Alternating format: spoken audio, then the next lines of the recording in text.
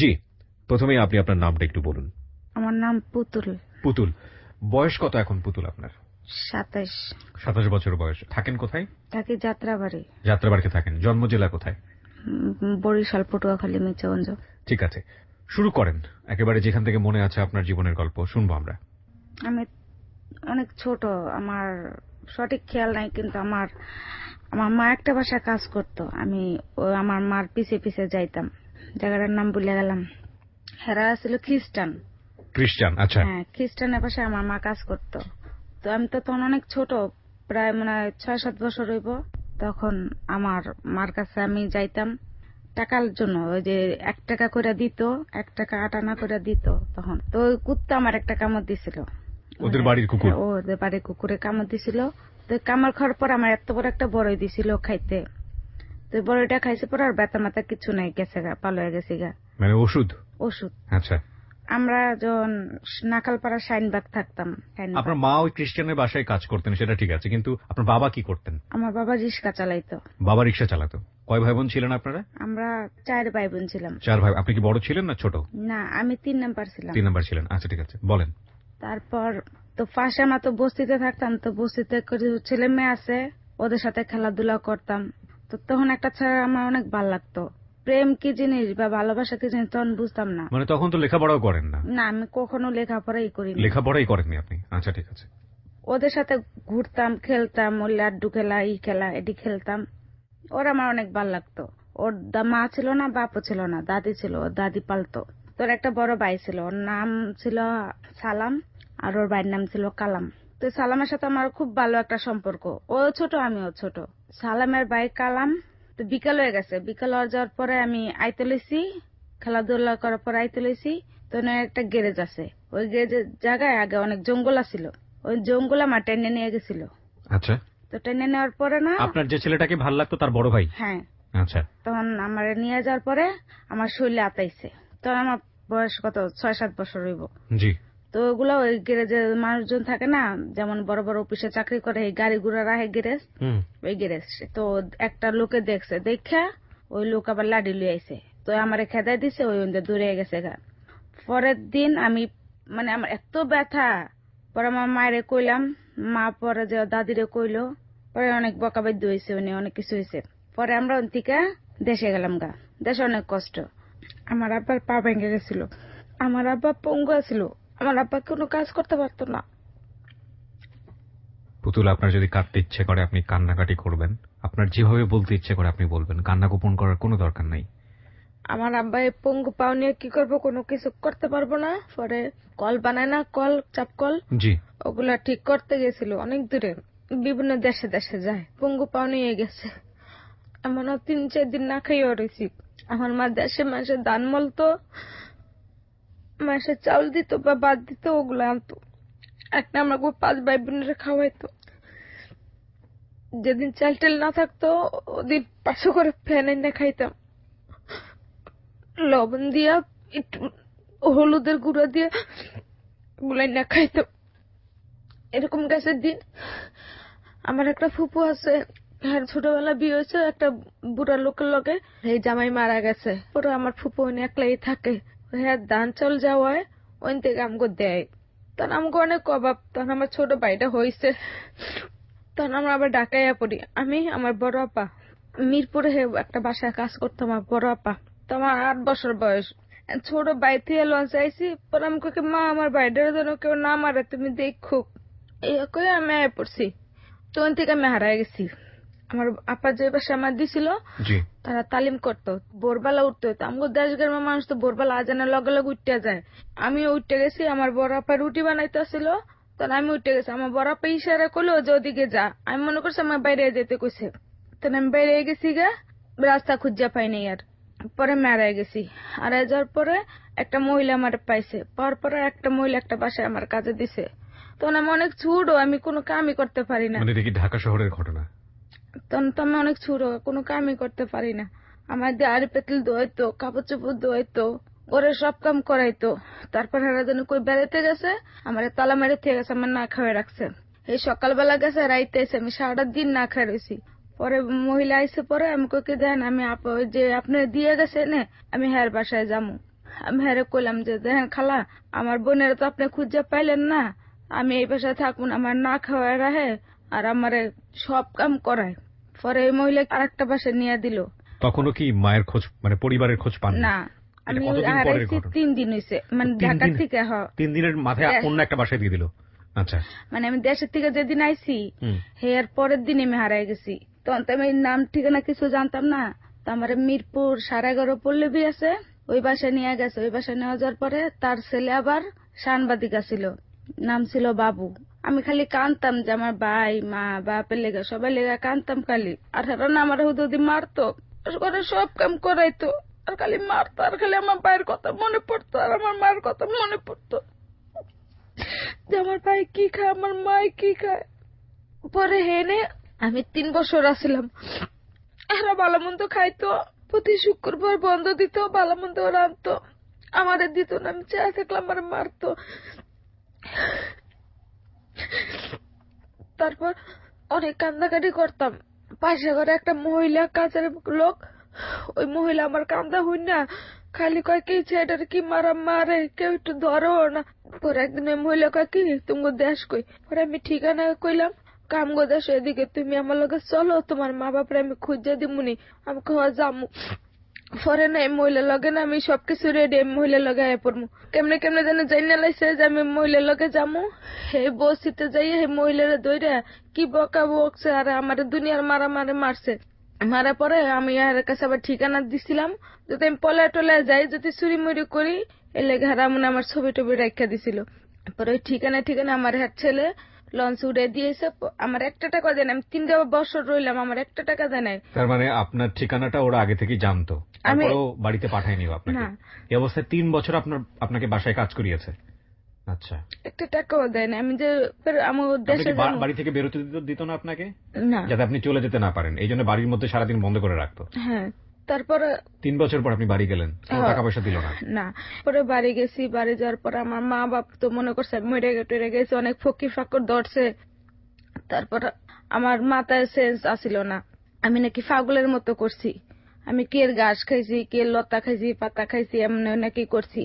পরে আবার আমার মা ফকির ফাকর দেখাইয়া আমারে ভালো করছে। ভালো করার পরে আবার আইলাম ঢাকা। আমার বড় অপার লগে আবার ঢাকাইছি। ঢাকায় আমি মহাখালী আসছিলাম।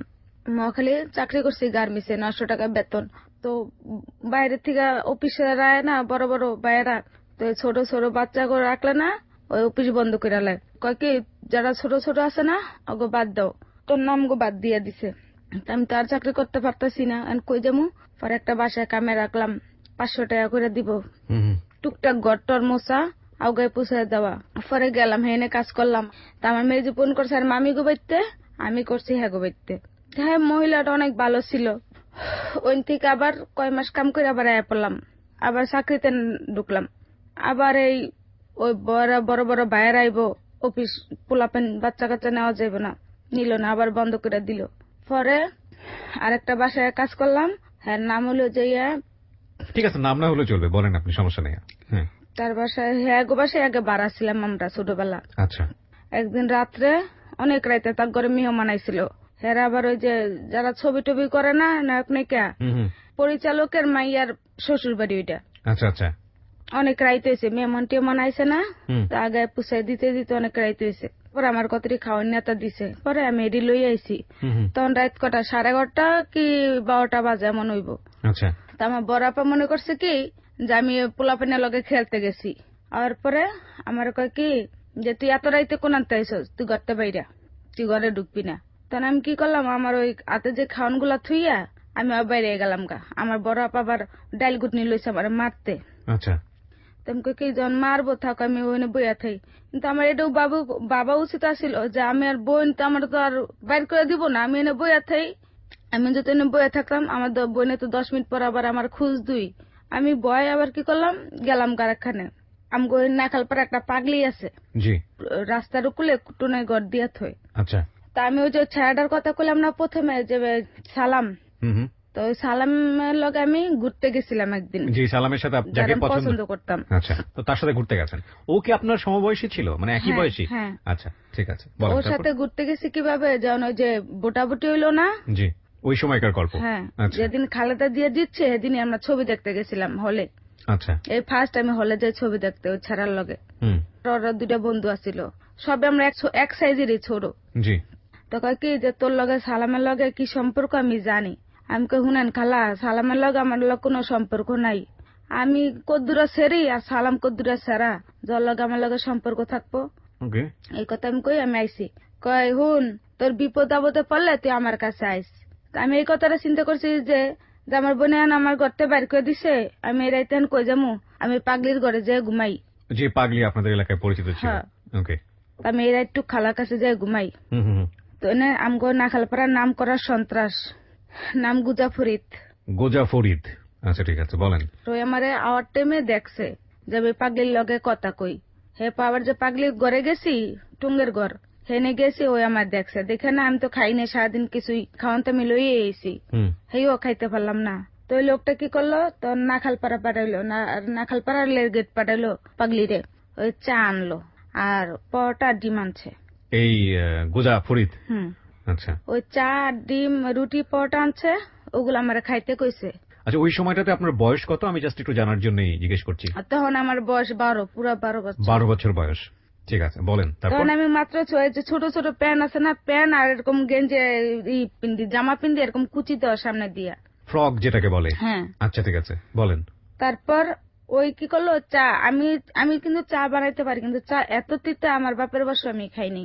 তো ওই চাটা আমি খাই, একটা পরোটা খাইছি, আমি তো সারাদিন না খাই, একটা পরোটা খাইছি চা দিয়ে ভিজে ভিজে, কিন্তু চা এত তিতা। ওই চা খাওয়ার পরে আর কি হয়েছে না হয়েছে আমি কিচ্ছু জানি না।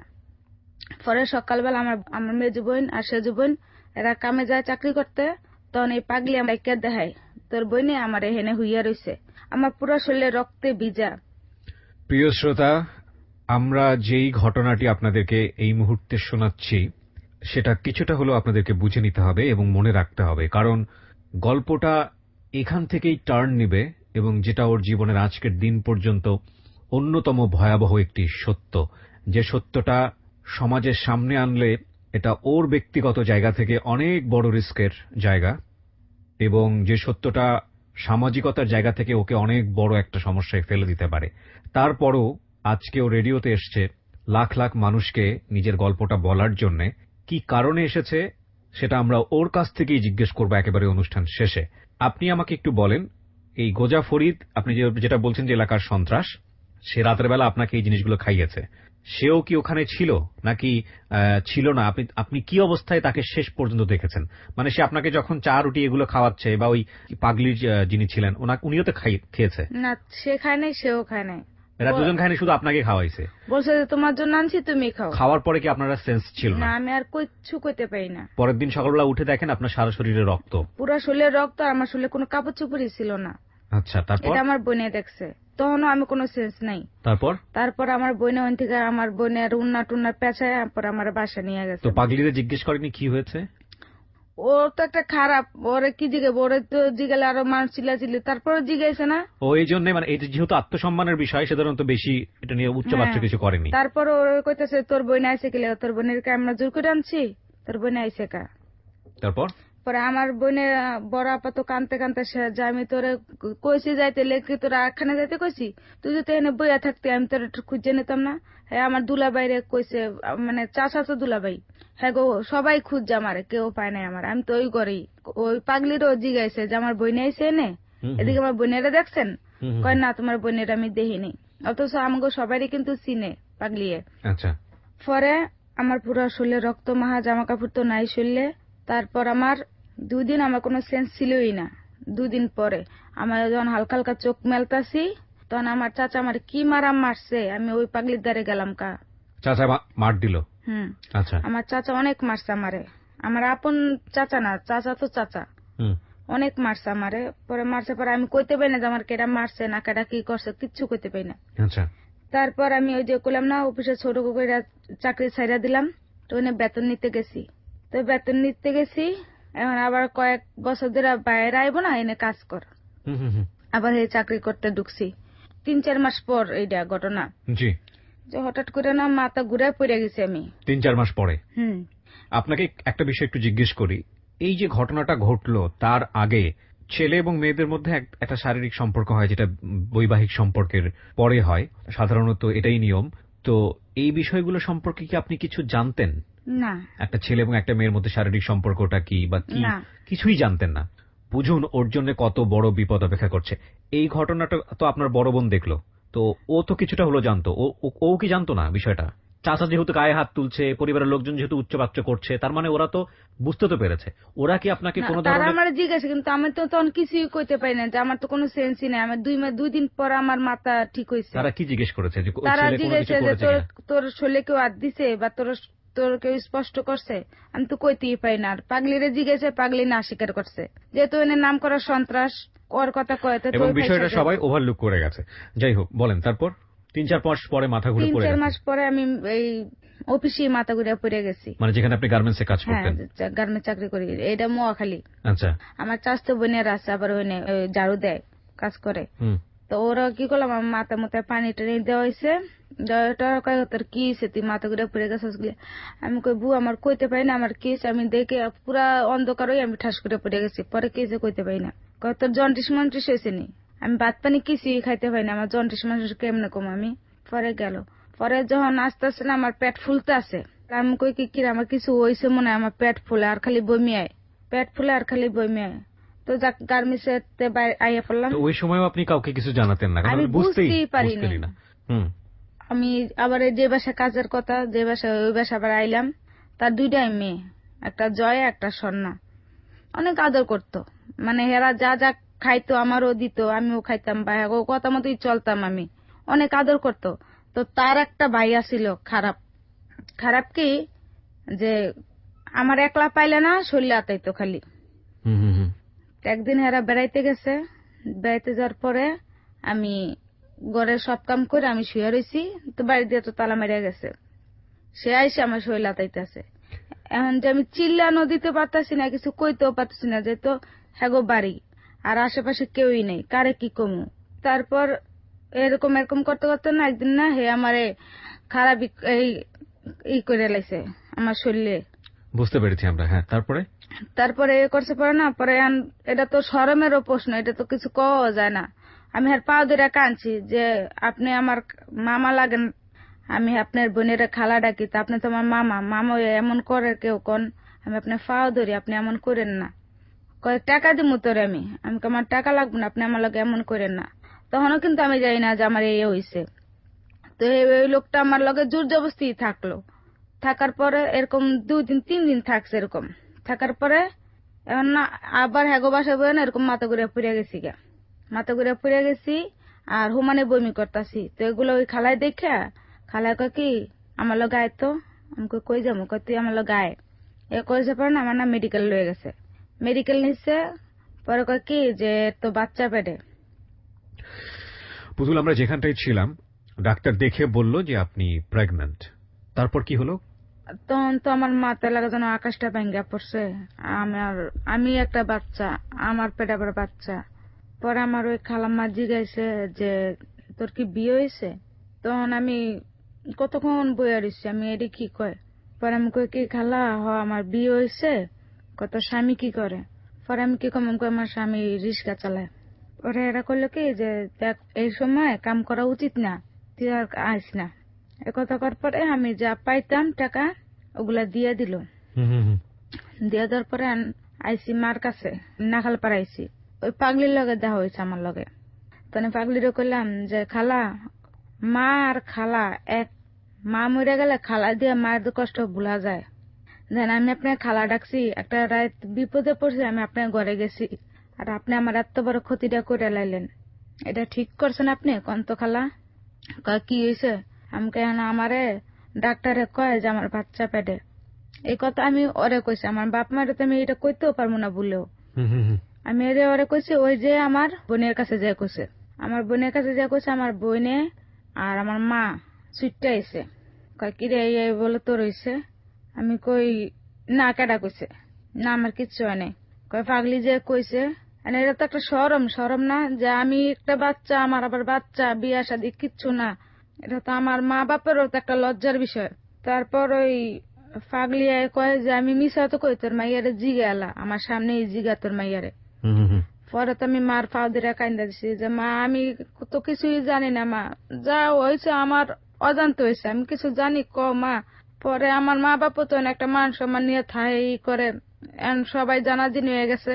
কারণ আমার বাপও মুখ দিতে পারে না, আমার মা বাপও মুখ দিতে পারে না, আমার বোনেরও এখন গর্তেও বেরোতে পারে না আমার লেগিয়া।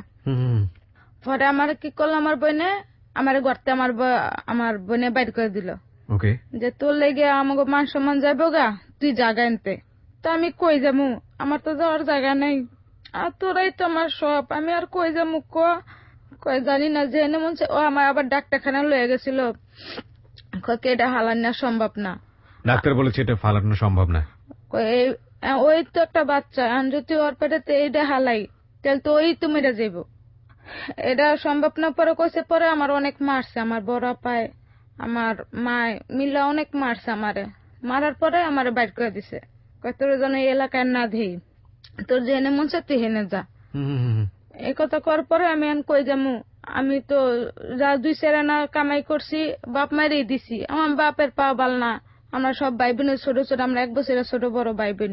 আচ্ছা, আমার গর্তে বাড়ি করে দিল, আমি রাস্তায় রাস্তায় ঘুরলাম হাড়ার দিন, আমাকে রাত করে তো ঘরে নিব, রাস্তায় হাড়া দিনে হাড়া রাত ঘুরছি, এখন ওই নাখাল পাড়া তো সরুতে বড় হয়েছি, সবাই চিনে। মানে আপনি আপনাকে সত্যি সত্যি বাসা থেকে বের করে দিয়েছে? বাসাতে বের করে দিছে সবাই মিলে? সবাই। পরে আমার আব্বারে সবাই চিনে, কয় ওই যে দেখ না আজেরিয়ার মাইয়া বাচ্চা পেটে, দেখ না ওই দেখ না আজেরিয়ার মাইয়া বাচ্চা পেটে। নিজের কাছে শরম করছে যে আমার বাবার মা সম্বন্ধে আমি খেয়ালাইছি। পরে আমার আর জায়গা দিল না, জায়গা না দেওয়ার পরে কই ঘুমা মুড়াইতে নাগালপাড়া শাইনবাগ ওই বিল্ডিং আছে কোয়ার্টার, ওই কোয়ার্টারের সিঁড়ির নিচে ঘুমাই থাকছি। কি শীত, একটা উন্নয়ন নাই, গায়ে কেউ আয় নাই দেখতো যে আমার মা বাপ একটু খোঁজ করুক, আমার মা তো কেউ তখন আমার খোঁজ করে নাই। দিনের পর দিন মাসের পর মাস গেছে, এরকম খালি ঘুরছি। যখন 7 মাস তখন আমার বাইরে করে দিছে, 2টা মাস আমি রাস্তায় রাস্তায় ঘুরছি। আমি বরাবর বিয়ে দেবো দেখতে এসে আমার অনেক খিদা লাগছিল, বাচ্চা পেটে অনেক কিছু খাইতে হতে ইচ্ছা করে, আমার অনেক খিদা লাগছে। আমি আমার তোদিন আমার মা বাপ না মেহমান আইবো দেখতে এসে মাইয়া, তো অনেক কিছু রাঁধছে না, তাই খাওয়াইছে এটি করছে, আমি জানলা দিয়ে না চাই আছি, আমাকে মা আমারে কিছু খাইতে দাও, আমার খিদা লাগছে। আমার মা কতটি আমার আইডে পানি আমার মুহে মারছে। আরে তারপর আমার একটা চাস্তো বইনা ছিল, সিঁড়িতে হইয়া রয়েছি, আমরা দিনে আমার মায়ের যে বইনা আমরা খাইতেছিল, বাচ্চা পেটে থাকলে তো সবাই তো একটু টক খাইতে ইচ্ছা করে, আমি কই কি বউ আমার একটু আমরা দে, আমার মুহে কত স্যাপ পাচ্ছে। তারপর আমার বড় বোনে বাজারে যায়, তো মাসে কয় কিরে তোর বোনে এরকম এরকম ওই রাস্তায় ঘুমায় রয়েছে, বাচ্চা পেটে কি হয়েছে, আর বিয়ে হয়েছে নি, তা যাও রাতে এইটা তো ওইটা দুনিয়ার কথা কয় আমার বোনেরা। একদিন আমি না আইসি বোনে গো সামনেই আসলাম, দেই আমার নেয়নি দেখা বা আমার কাছে খাওয়ায়নি। পরে একদিন আসে পরে না আমার মারছে, এই যে পুরো 8 মাস আমার বাচ্চাটা, পরে আমার মারছে, মাইরে আমার পেটটা পাশে পাক্কা 20 মিনিটের মতো খাড়া রয়েছে আমার পেটের উপরে, যে তোরও মারমু তোর বাচ্চাটারও মারমু। পরে আমার বোনের একটা বান্ধবী ছিল, ওই ঠেলে সরাইছে, ওরা তো মারতে তোর বোনেরই মেরে লবি, আমার বোন না, ওরে মাইরে মান সম্মান যা দিয়ে না বাসে হ্যাঁ রাখা লাভ আছে। পরে আমার বাপে কি করলো, ওর মান সম্মান নিয়ে টানাটানি না, এও কি করবো, হেরত 5টা মেয়ে বিয়ে দিতে হইব, একটা মেয়ে লেগে আর মান সম্মান জায়গা।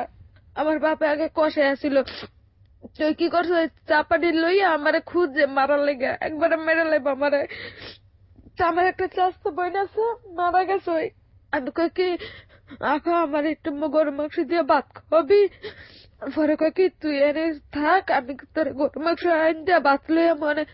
পরে আমার এই আফা গরু মাংস আইন দেয়া ভাত লইয়াছিল, আমি 2 কামড় খাইতেও পাইনি। পরে আরেকজনে কয় কি যে ওরে মারার লেগে আর বাপে সাপারি লই আইছে, তো আমার কয় কি যে হুন যদি বাচ্চা চাচ্ছে লেন দিয়ে পলাই আর কই যাবো আমি, আমি তো এই মহাখালী ছাড়া তার কোনো কিছু চিনি না।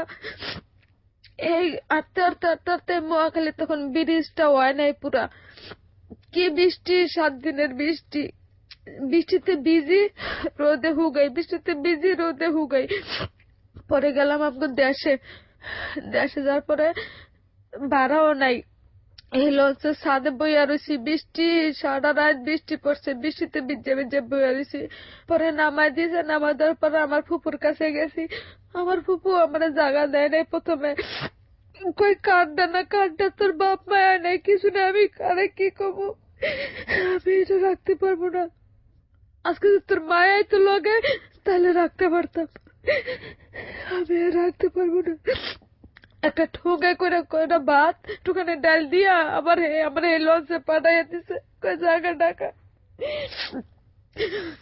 পরে আবার এই লঞ্চে আবার ঢাকাইছি। আমার মায়ের বাজার আইসে, পরে মাল পাও দিয়ে কান দিয়ে আর কই মা গো, আজকে যদি আমার বিয়ে দিতাম বা আমার হে করে যদি বাচ্চা কাচ্চা হইতো, মা তুমি আমার রাখতে না কো, তুমি আমার করো না মা, আমার একটু দয়া করো। পরে আমার মা বাপের জন্য কি ভাববে চিন্তা, পরে আমার মারে নিয়ে আমার পাঠাই দিল আমার দেশে।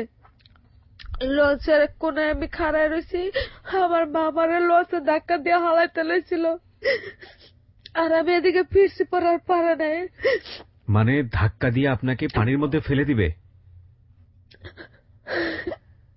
পরে আমি আমার মার দিকে ঘুরছি, পড়ার পারে নাই হালাইতে। কি করলেন আপনি তখন? মাকে কি বললেন? ওরা আরো মানুষজন আসছিল না, আমার ভাই এমনি ওখানে আমার ধাক্কা দিতে লইছিল। পরে আমি আবার এদিকে ফিরছি, পড়ার পারে নাই। তোর মতো মাইয়া মরে গেলে ভালো হইতো, আমি যদি জানতাম তুই এমন করবি তা নুন খয়ে মাইনা তুইতাম। কেউ কি জানে না করেনি। এই এই যে মা, আমরা তো জানি যে পৃথিবীর সবচাইতে শ্রেষ্ঠ সম্পদ হচ্ছে তার মা। কখন একটা মা তার সন্তানকে ভাবে মেরে ফেলতে চায়? যখন আমাদের সামাজিকতা তাকে বাধ্য করে।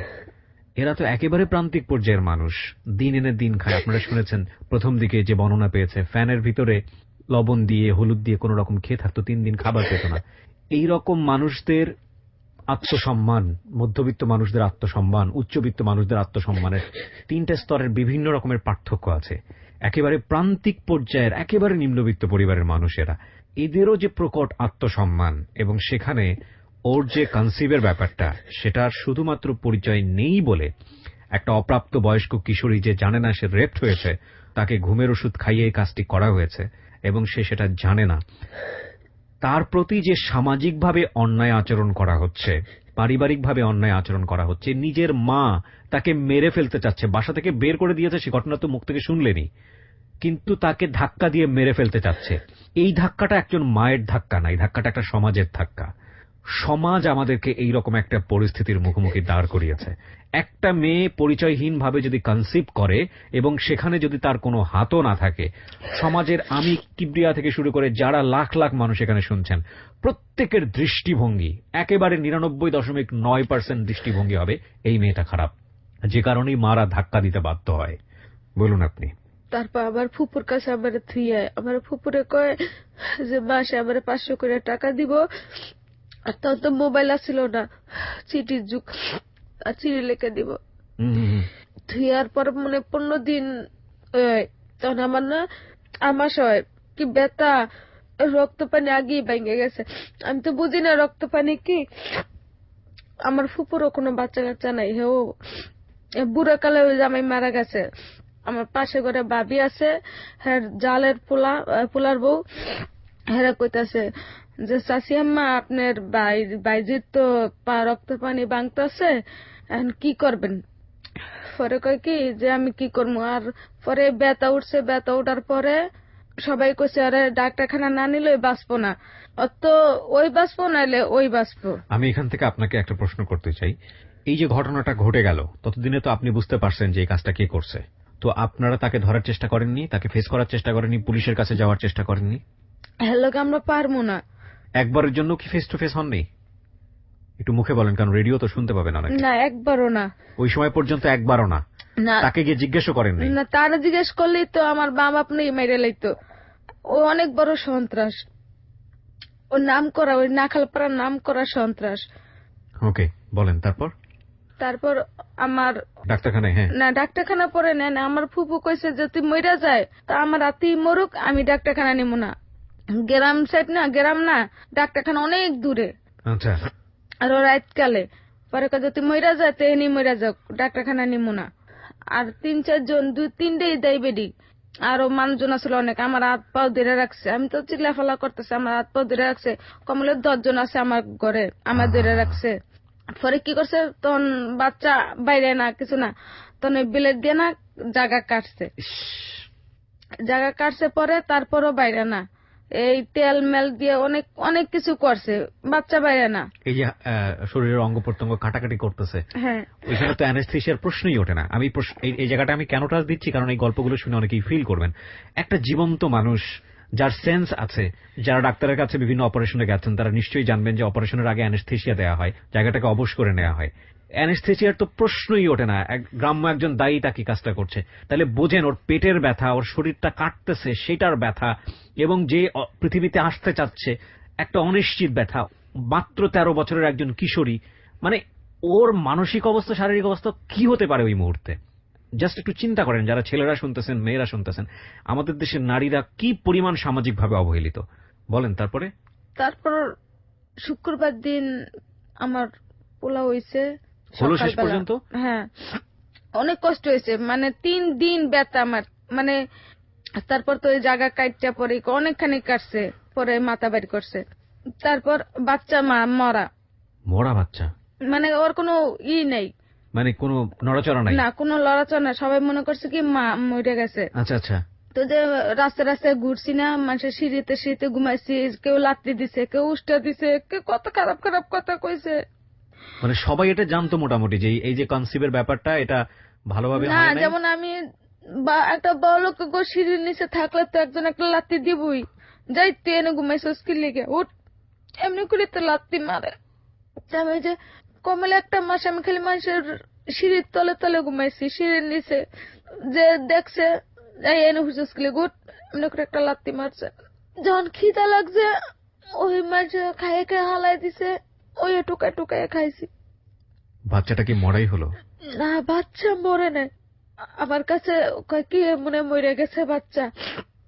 আমি ওদিক দিয়ে যাই যে অবস্থা, আমারও কোনো হুঁশ জ্ঞান নাই, কিছু না, আমি তো ছোট। পরে আমি তো যাই যে অবস্থা, আমারে কি করলো, তাবিজ তোমার দিয়ে বানলো। তারপর না এই বাচ্চা না থাবড়ায় থাবড়ায় না, কোনো হুঁশ জ্ঞান নাই। কয় আমার আমার চুল আসছিল, কয় কি চুলটি পানিতে ভিজা। পরে আমার চুলটি পানিতে ভিজাইছে, পানিতে ভিজাইছে, পরে চুল্লি দিয়ে বাড়ি মারছে, আর এরপর নিঃশ্বাস ছাড়ছে। নিঃশ্বাস ছাড়ছে বা নৌকা কি না বাচ্চাই আছে। এই কথা করার পরে 3-4 দিন পরে আমার মা বাপের কাছে খবর দিল যে এরকম এরকম নাতি হয়েছে।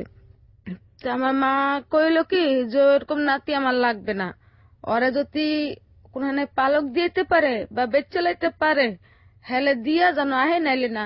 কোন মায় পারবে হ্যাঁ সন্তানের বেচ চালাইতে?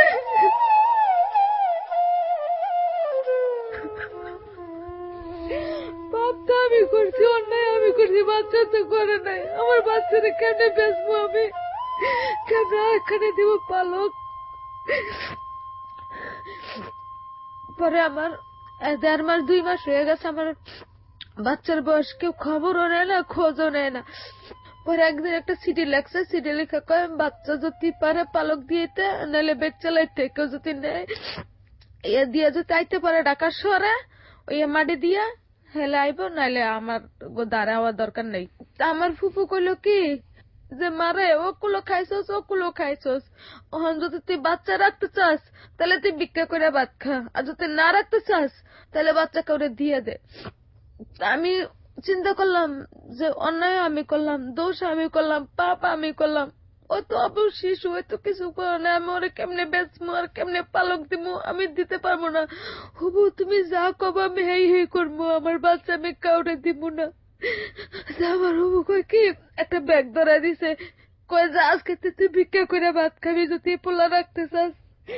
আমি কই আমি ভিক্ষা করে ভাত খাবো, আমি আমার পোলা কাউরে দিব না। তখন কি করলাম, আমার ফুপুও তো মানুষের ঘরে খায়, আমার ফুপুর যখন বিয়ে হয়েছে তখন আমার ফুপু ছোট, মানে 6-7 বছর হয়ে গেলে বয়স। আর বুড়া বেড়ার লগে বিয়ে হয়েছে, তো এই বুড়া বেড়া তো মারা গেছে, তো এই ঘরে নাতির ঘরে পুতি আছে, পুতির ঘরে সাথী আছে। হ্যাঁ আমার ফুপুরে জ্বালায়। তো হ্যাঁ কয়, আমার ফুপু তো আমার দেয় চাউল ডাল সবই দেয়, ওই যে ভিক্ষা করা আর কি যে আমি তো তোরে দিমুই, যেন মানুষের 10 লোকে দেখে যেন তুই ভিক্ষা করেই খাস। তো আমার ফুপুর ঘরে আমার রাখতে পারে না, পরে পাশের ঘরে আমার নামই নাম হ্যার করে রাখছে। আমি ওরে যখন যা লাগবো আমি দিমু। আপনাকে রেখেছে না আপনার বাচ্চাটাকে রেখেছে? আমারই রাখছে। আপনারই রাখছে। ওই হ্যার নামও ছিল আর কি ওইটা। তো কয় কি মামুদা তুমি তো আর রাহো কয়েকটা মাস, তোমার এনে রাহো, আমি আইয়া দেখে তো যাবো। ওই সময়টা থেকে আপনি ভিক্ষা করতেন? হ্যাঁ ভিক্ষা করতেন? হ্যাঁ, শুরু করলাম ভিক্ষা করা। তো প্রথম দিন ভিক্ষা করছি, তো সবাই না কোন দরে চায় যে এই ডুক সেরি ভিক্ষা করতে হয়, আর তো আছে না কাম করে খাইতে পারস না, এই আবি, এই এটা করবি ওইটা করবি, নানান মানুষের নানান কথা কয় গ্রামের মানুষ। পরে আইলাম ভিক্ষা টুকা করে আই, খাই, দিন যায় ভালোই যায়। 8-12 দিন আড়ে যাই, কার পেস্ট টুকায় দি, কার নুন উড়ে দি, কটা মাছ চাই যে আমার কটা মাছ দেন, আমার কটা তরকারি দেন, এমনি করে চাইয়া চাইয়া আনি। এরকম করে দিন যায়। তেল রে নুন রে কিছুই তো কিনা লাগে না, ভিক্ষা করলে তো কত কিছুই পাওয়া যায়। তো মানুষে খালি টিটকারি মারতো। বাচ্চা হয়েছে তখন চেহারা পোলা পেনের তেহানা আবার অন্যরকম হয়ে গেছে না চেহারা। তো একদিন আমি আমার পোলা ঘুমিয়ে রয়েছি, রাত্রে চোর আইছে না কি আছে কইতে পারি না, আমার পা ওদের মানে টানাটানি লাগাই দিছে। পরে না আমি চেক করে দিয়ে উঠছি, আমি কি মামুদা আপনার দেখেন না আমার যখন পাউডার ধরে কেরা টান দেয়। পরে এরা মনে করে কি যে চোর আইছে মনে হয়। আসর তো মনে হয় চোর না, ওই যে আমি আড়ে আড়ে যাই, মাসের চোখ খারাপ। পরে একদিন ভাই আমি ভিক্ষা করতে গেছি, ভিক্ষা মুক্ষা করে আইছি একালে 11টা বাজে। ভোরবেলা ভিক্ষা করতে যাই, 11টা বাজে যাইতে এরপর আবার আড়ে গেছি। আড়েতে তো তরকারি আনছি না, পেটের খিদে পেটেই রয়েছে, পোলাও কান্দে, লাড়কিও জ্বলে না। নিজেরও খিদে লাগছে, পোলারও খিদে লাগছে, এত আমি জানি যে আমার পোলাটারও খিদে আছে, আমারও তো খিদে লাগছে। এই জিদ আমি পোলাটার এই জীবনে ফার্স্ট একটা থাপ্পড় মারছি, তখন আমার পোলার আবার 1 বছর। এই থাপ্পড় মারার পরে আমি রাঁধছি, ওরে খাওয়াইছি, খাওয়াইটা আমি খাইছি। পরে আমার ফুপুরে যার ঘরে থাই এই যে কাকি জ্বর মা তোমার মাইয়ে তোমার নাতিরে মাইরে কিছু থই নাই, যাই দেহ। আমার ফুপু দৌড়ে দৌড়ে আইসে একটা টুনির বাস লইয়া আইসে পা না, এমনি আমার পোলা সুন্দর তো, লাল 5টা আঙ্গুল বইয়া পড়ছে। আমার ফুপু দেখে নি আমারে মারছে। তখন ভাই ওইটারও মায়া আবার ছোড়ো কিছু তো বুঝি না। তখন বয়স কত, বাচ্চা হয়েছে আমার 13 বছরের বাচ্চা হয়েছে। তখন কি করলাম, এই জিদ দিয়ে আবার আয়া পড়লাম। আমি তুই নাতির লেগে তুই আমার মারছস, তোর নাতির লেগে তুই থাক আমি যাই। আমার পিঠে এখন একটু নির্বাহী দাগটা আছে। লঞ্চ কি কান্দা, আমি বাচ্চারা দুধ খাইতে পাই না কিছু না, আমার দুধ ফুললে ভাই আমার জ্বরে পড়ছে। আর খালি কান্তাছি, ওই যে ওই পলিথিনে করে ভাত তরকারি আনছিলাম, জিদ দেয়া পড়ছি যে আমি এত কষ্ট করবো, হ্যাঁ কিছু কইলে তুমি এমন করবা আমার মারবা, যা তোর নাতি নিয়ে তুই থাক আমি যাই। আমরা এখানে একটা বিরতি নেব প্রিয় শ্রোতা। আপনারা শুনছেন ক্লোজ আপ প্রেজেন্স হলো 8920 এবিসি রেডিও এফএম 89.2 তে জীবনের গল্প বলার প্ল্যাটফর্ম। এখানে পুতুল এসছে তার জীবনের গল্প বলার জন্য। অসম্ভব দারিদ্র অবস্থাকে, প্রতিকূল অবস্থাকে, মানে কি বলবো এটাকে, আমি শব্দ খুঁজে পাচ্ছি না। এই অবস্থাগুলোর সাথে যুদ্ধ করে টিকে থাকা একজন মানুষ, 27 বছরের একজন সংগ্রামী নারী, সমাজের একেবারে সামাজিকভাবে চরম পর্যায়ের ভিকটিম একজন নারী। নারী বলবো না, একজন শিশু, কিশোরী, যখন তার 13 বছর বয়স সেই সময়কার গল্প, এবং তার ছেলের বয়স তখন 1 বছর। এবং যেই কাজটা করেছে সেই সময় সে ঢাকা শহরের একজন শীর্ষ সন্ত্রাসী ওই এলাকার। আর পরিবার সমাজ সবকিছু বাদ দিয়ে, দেখেন আমি যে বলি যে মা হচ্ছে শ্রেষ্ঠ সম্পদ, একজন মা তার সন্তানকে ফেলে দিচ্ছে সামাজিকতার দায়ে। পুতুলের মা তাকে ধাক্কা দিয়ে মেরে ফেলতে চাচ্ছে সামাজিকতার দায়ে লঞ্চের উপরে। আর সেই মা যখন বাচ্চা হলো 12 বছর, ও বোঝে না মা কি জিনিস, ও বোঝে না শারীরিক সম্পর্ক কি জিনিস, ও বোঝে না সংসার কি জিনিস। এত কষ্ট করে 3 দিন পেইন নিয়ে যখন বাচ্চাটা হয়েছে, মুহূর্তের মধ্যে সেটার জন্য সে ভিক্ষার ঝুলি নিয়ে নেমে গেছে সমাজ সংসার সবকিছু ত্যাগ করে বাচ্চাটাকে নিজের কাছে রাখার জন্য। মানে জীবনের গল্প বহুত শুনেছি ভাই, বিলিভ মি। আজকের এই গল্প শেষ পর্যন্ত আমি মানে শুনতে পারবো কিনা আমার নিজেরই খুব, মানে আমি যে কি ফিল করছি আমি বোঝাতে পারবো না। আমি ছোট্ট একটা বিরতি তুলে আমরা যেখানটায় ছিলাম, ফুপুর হাতের মার খেয়ে অভিমান করে লঞ্চে উঠেছেন এবং লঞ্চে ওঠার পরে আপনার যে অবস্থা শুনি তারপর আমি লঞ্চে উঠে পড়ছি, মানুষের জিগেতে জিগেতে যে মহাখালী কত দূর, সদরঘাট থেকে আটটা আইছি, আটটাতে না আর পারি না আটতে। পরে যে উদ্যান আছে না, জি, যে উদ্যানে আগে না বইছি, তখন আমি যাই না যে এটা যে উদ্যান। তো একটা চারালে জিগাই যে আমাকে কি চাচা মহাখালী আর কত দূর এনতে, তুমি এনতে সোজা যাবা পাবা। তো বিকাল হয়ে গেছে, তো একটা ছেড়ে আমার ছেড়ে চা খায় আর সিগারেট খায়। তো আমার না আমি কান্তাছি আর না খাওয়া, ওই ভাত আনছি লঞ্চে খাই নেই। আচ্ছা, এই পোলার চিন্তা যে আমার পোলায় কি খায়, আমার পোলা তো দুধ ছাড়া তো কিছুই খাইবে না, আমার পোলা তো না খাই মরে যাবো গা। আচ্ছা, এই চিন্তা করতেছে আর খালি কান্তাছি। তো এর মধ্যে ছেড়ে কয় কি যে তুমি কান্দো কা, তুমি কই যাবা? আমি কই কি আমার 1 বছরের পোলা থুয়ে আমি ঢাকা শহর আইছি, আমার কোনখানে যাওয়ার জায়গা নাই, আমার যদি একটা কাম দেন আমি কাম করতে পারবো। ওকে, আমি সব কাম পারি, আমি বাসা ভিতরে কাম করছি আগে। আচ্ছা, পরে কইলো কি যে তুমি সব কাম পারো? আমি কই আমি সব কাম পারি। সেটি কি করলো, আমারে সন্ধ্যার সময় না আমারে একটু লিপস্টিক দিল ঠোঁটে, দিল আর মাথাটা আশ্রয় দিল, একটু সোনো দিল, তুমি এনে খারাও, তোমার লেগে লোক পাড়ায় রোগ বা করে রাখছি, আইয়া তোমার লইয়া যাবো। আমি কইছি আমার লেগে লোক বা করে রাখছে, আমার লইয়া যাবো, আচ্ছা যাম। আমি কই আপা বেতন দিব কত? কয় হেডা তুমি হেনে যে কথাবার্তা কয়ে লইও যে বেতন দিব কত? আচ্ছা, আমি কইছি আচ্ছা। এখন খারাইয়া রয়েছি তো রয়েছি, শরীরে সিগারেট খায়, ওই বেড়াগুলোকে কথা কয়, আশি মাক্কামাকি করে। তেন আমি কই কি আপা কই আইলো না দি? কই আইবো, তুমি খারাও। তা আমি ওখানে খারাই রয়েছে জিয়া উদ্যানে। পরে না একটা ওই মাইক্রো গাড়িতে করে একটা লোক আইলো, লোকাই ছেড়ে লোক জানে কোন কি কি কথা কইছে, কয় যে এই লোক তোমার কাম দিব, তুমি যাও। তা আমি কইছি আচ্ছা। আর আমি মহাখালী, তাহলে আমি মহাখালী যাই আগে, মহাখালী থেকে পরে আমি হেদার যাবো না, আপনি আমার লোক গান। কয় না মহাখালী এখন যাওয়া লাগবো না, তোমার যেদিন ছুটি দিব না তুমি সেদিন আই আমার লোক এনে দেখা করো, আমি আবার তোমার মহাখালী লয়ে যাবো মনে। আচ্ছা, আমি কইছি আচ্ছা। বেড়া আমারে লয়ে গেল, কোন জায়গায় যেন লয়ে গেছে আমারে, আমার একটা ঘরে নিয়ে থুইলো, কয় তুমি এনে বহো। আমি কই আচ্ছা। আমি কই কি কাম করবো? কয় তুমি এনে বহ, আমি আইতেছি কইয়া ওই একটা প্যাকেট কিনে আনছে। তখন তার ওই বুঝতাম না, আচ্ছা, আচ্ছা, তখন আমরা ওই যে বেলুন ফুলাইতাম না, ছোটবেলা বেলুন ফুলাইতাম, তাই মনে করছি বেলুন আনছে। তার না বেড়া আমার কয় কি খুলো। আমি কই কি খুলবো আপনারে? কয় খুলো। আমি কই কি খুলবো? কয় তোমার কাপড় চোপড় খুলো। আমি কই কে আমার কাপড় চোপড় আমি আপনার খুলতে যাবো? আমি আপনার এনে কামের লেগেছি, আমি তো আপনার কাপড় চোপড় খুলতে লেগাই নেই। কয় আরে ছেড়ে বকা দিয়ে কইছে, কারা ছেড়ে ওই ছেড়ে আমি টিয়া দিছি তোরে ভাড়া করে আনছি। পরে আমি বেটা পা ধরে কাঁদছি। আমি দেখেন আমার ছোট্ট একটা বাচ্চা আছে, আমি ছোট্ট বাচ্চাটা থুই আমি আইছি, আপনি আমার ছাইরা দেন, আপনি আমার বাপ লাগেন, এমনি করে কইছি। বেটা বয়স কই আসলো, আমি আপনার হাতে ধরে পায়ে ধরে আপনি আমার ধর্ম বাপ, আপনি আমার ছাইরা দেন, আমি একটুখানে বাচ্চা থুই আমি আইছি ঢাকা শহর না কইয়া, আপনি আমার ছাইরা দেন।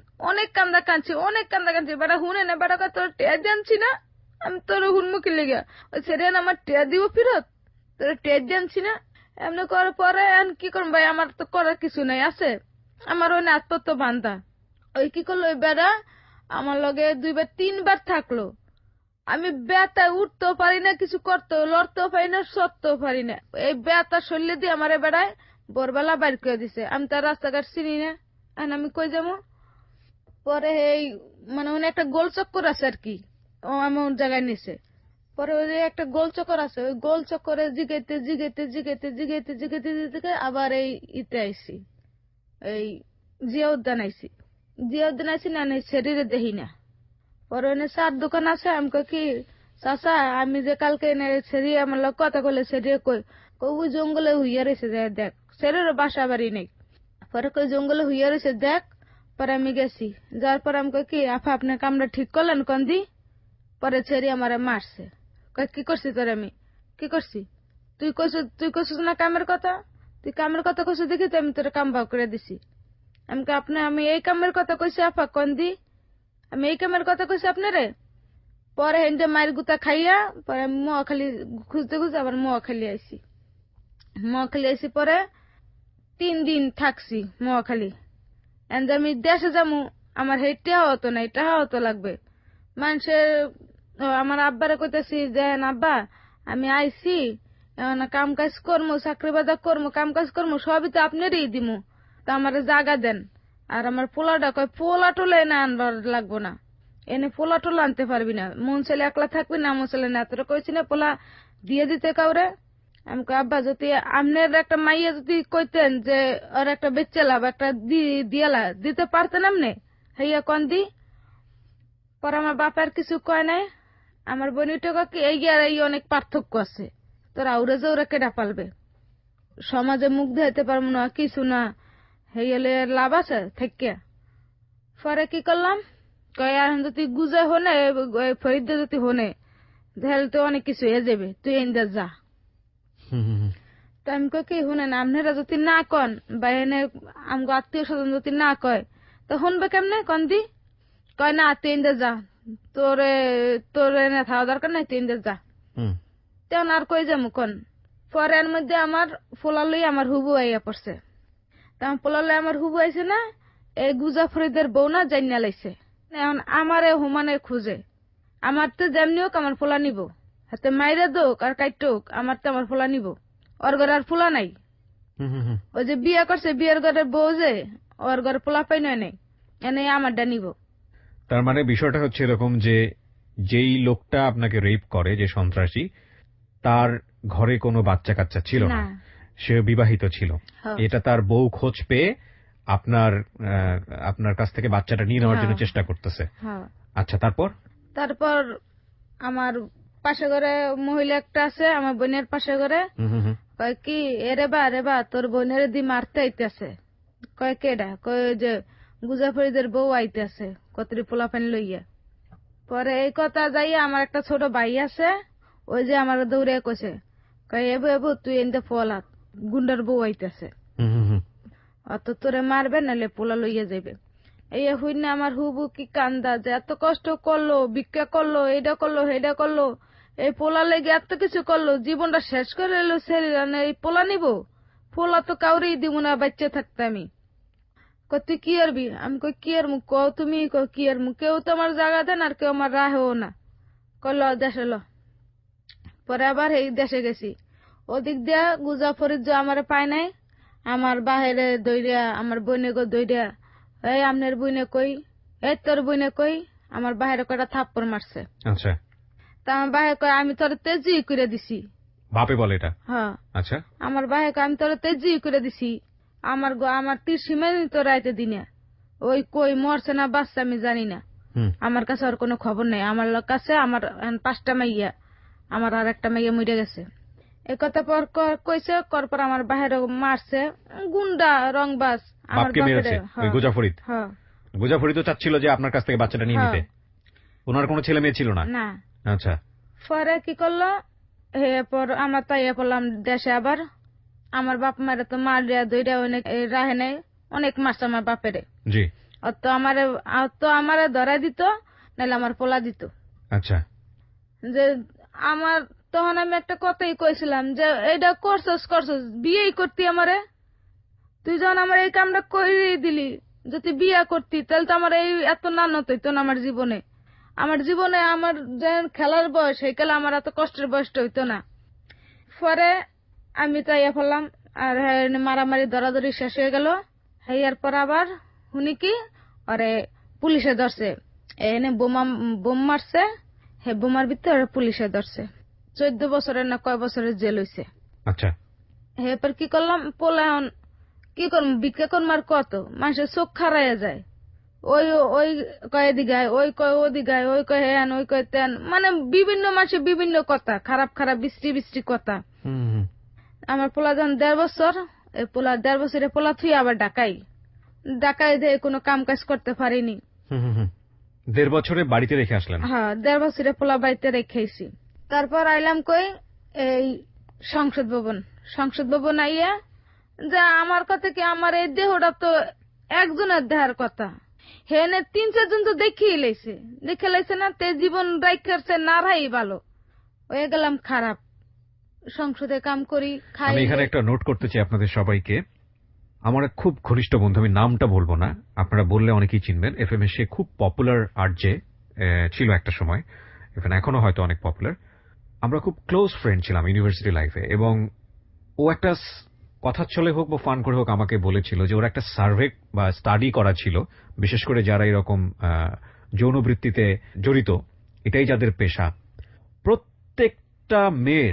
প্রত্যেকটা মেয়ের একটা অবর্ণনীয় জীবন গল্প আছে, প্রত্যেকটা মেয়ের। কারণ এই পেশাতে কেউ ইচ্ছা করে আসে না, প্রত্যেকটা মেয়ের এক একটা অবর্ণনীয় গল্প আছে। যারা আমরা সমাজের জায়গাটা থেকে ওদেরকে বাঁকা চোখে দেখি, অসম্মানের চোখে দেখি, তারা যদি মানসিক হার্ট নিয়ে, মানবিক মন নিয়ে একটা বার ওদের গল্পটা জানি আজকের এই পুতুলের মতো, তাহলে কখনোই না আমরা ওদেরকে খারাপ চোখে দেখতে পারবো না।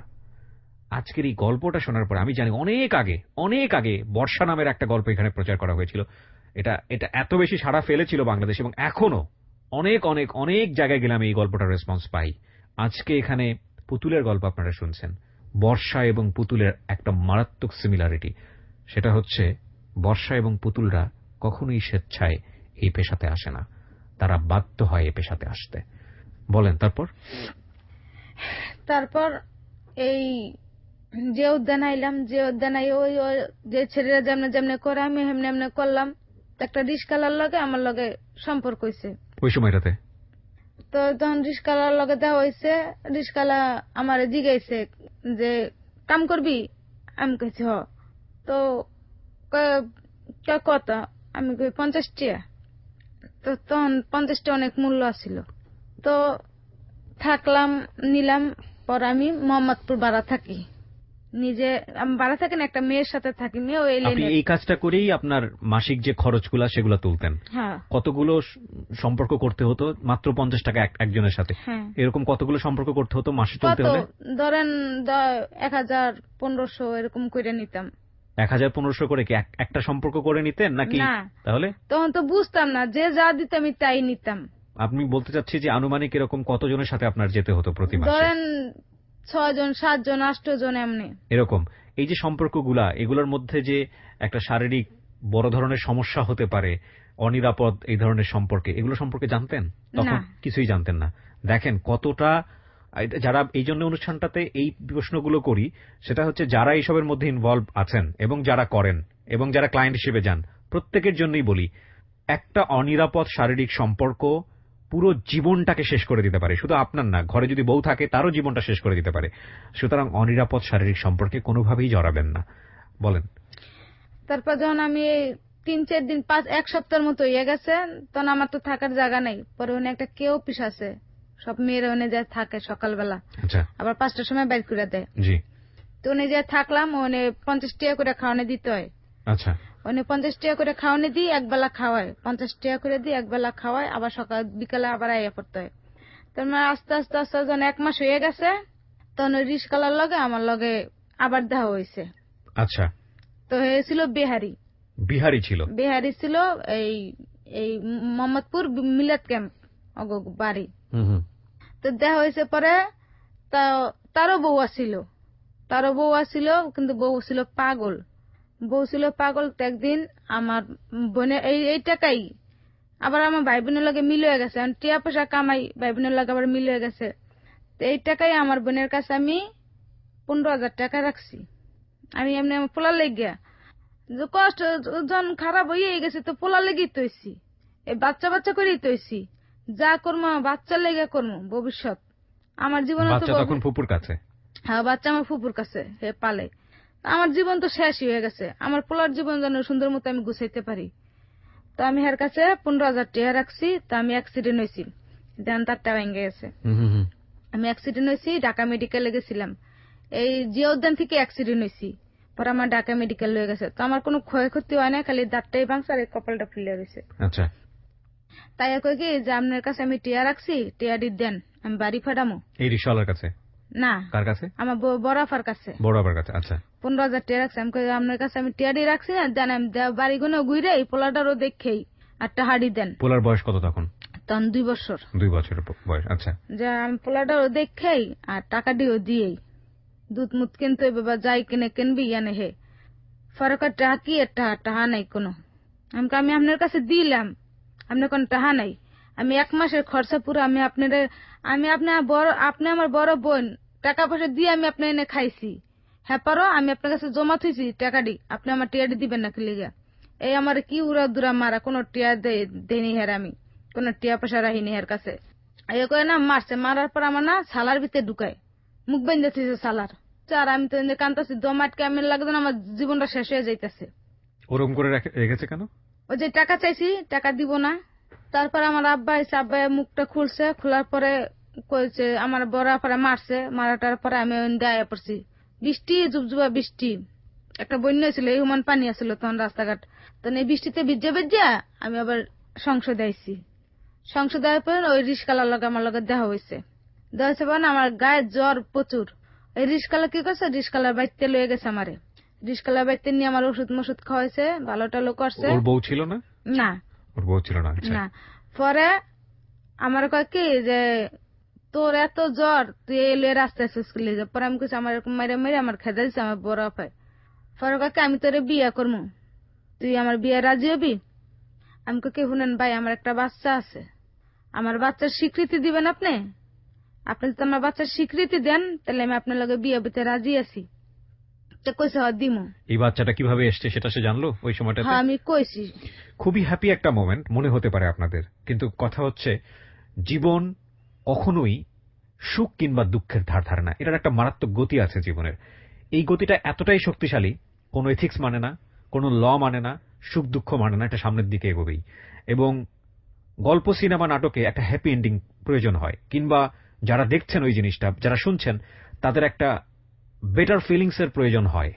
জীবনের গল্পে সে বেটার ফিলিংস এর জায়গাটা নেই। যদি থাকে তো জীবনেই থাকতে হবে, যদি না থাকে তো নেই। কজ জীবনে যা ঘটে সেটাই জীবনের গল্প। সেজন্যই বলবো যে কোনো বাকি আসলে অনুমান করবেন না এরপরে আসলে কি ঘটতে যাচ্ছে। মাত্র 4 মিনিটের বিরতি। Close Up presents Hello 8920. Close Up. The closer, the better. Close Up presents Hello 8920. Close Up. The closer, the better. 4 minute পর প্রিয় শ্রোতা আরো একবার স্বাগত জানাচ্ছি ক্লোজ আপ প্রেজেন্স হেলো 8920 তে। আমি আরজি কিবরিয়া আপনার সাথে আছি এবং পুতুলের জীবনের গল্প আপনারা এখানে শুনছেন।